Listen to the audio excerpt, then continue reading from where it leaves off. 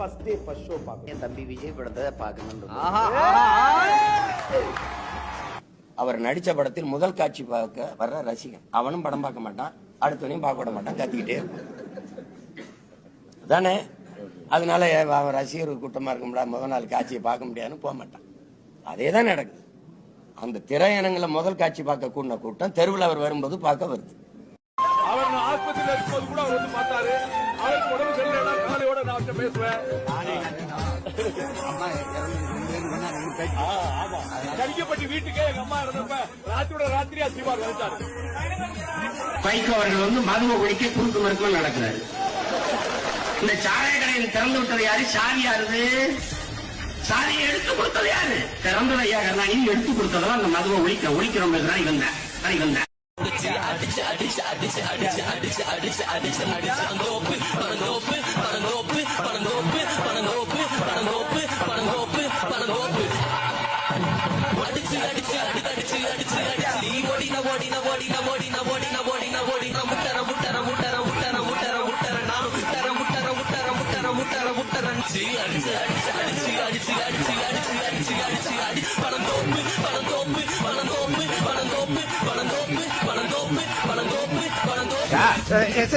ஐயோ இங்க பாருங்க சார், ஒரே பைத்தியங்களா இருக்கு சார்.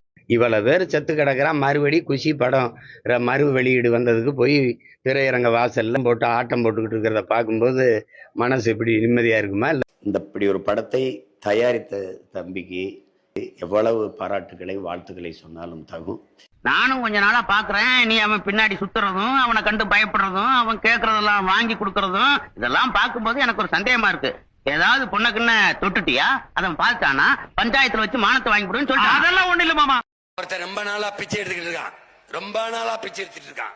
இன்னும் கண்ணாடி சார் அது நம்ம மூஞ்சியா அப்படி இருக்கு.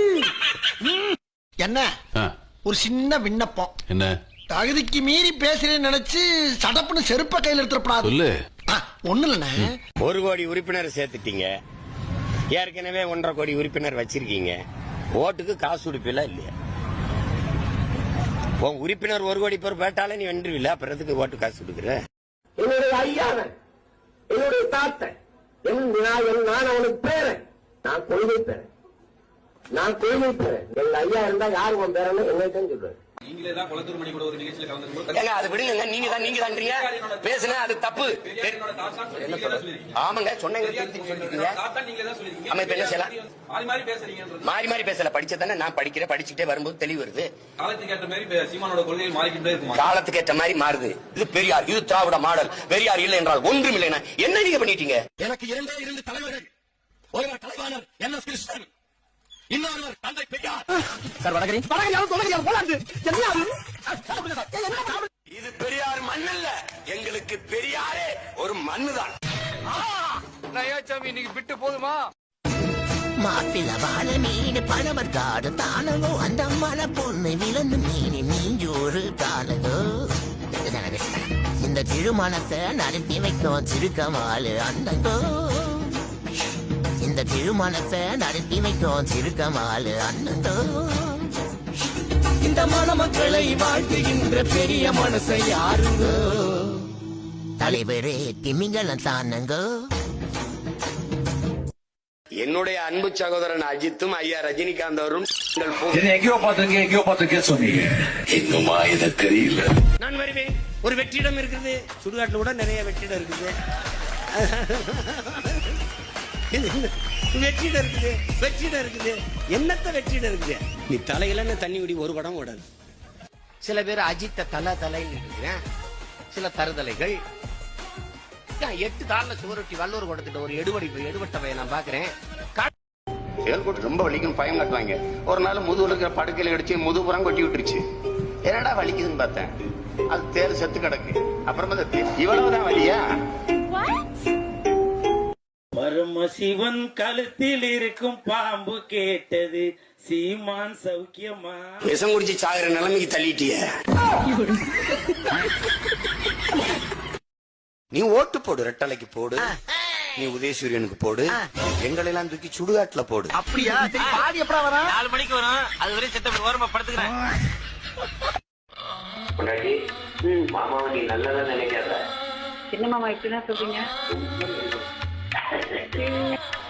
என்ன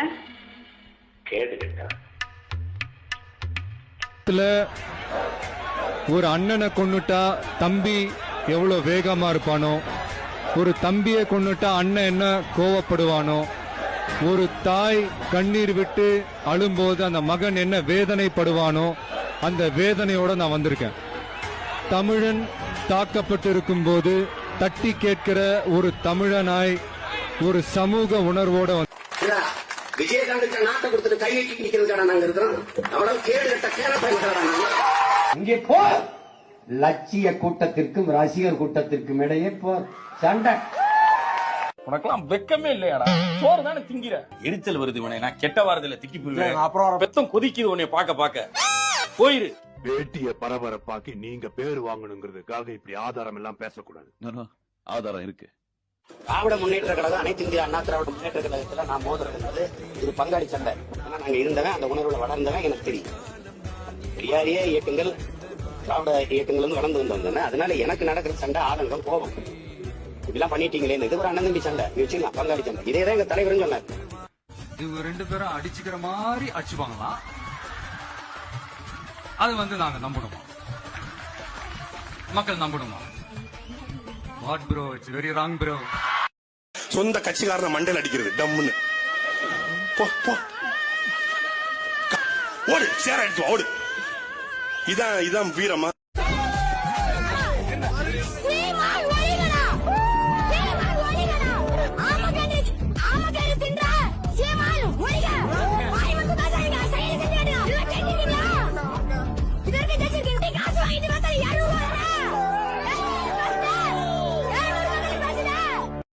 மயில் கேகல, மயில் குளிர்ல தான் தோகை விரித்து ஆடும்.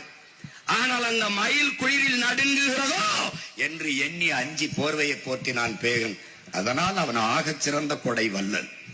மயில் நம்ம பாட்டன்ட்ட வந்து எனக்கு போர்வை கொடு, குளிர்ந்து பேகன்னு கேட்கல. அந்த செயல் உண்மையிலே பைத்தியக்கார செயல், உண்மையிலே பைத்தியக்காரத்தனம். ஏன்னா மயில் வந்து சிலு சிலு சிலு சிலு அந்த குளிர் காத்தடிக்கும் போது தான் தோகையை விரிச்சு ஆடும். இவன் நம்ம பாட்டை போரை போத்து கொண்டு விட்டான்.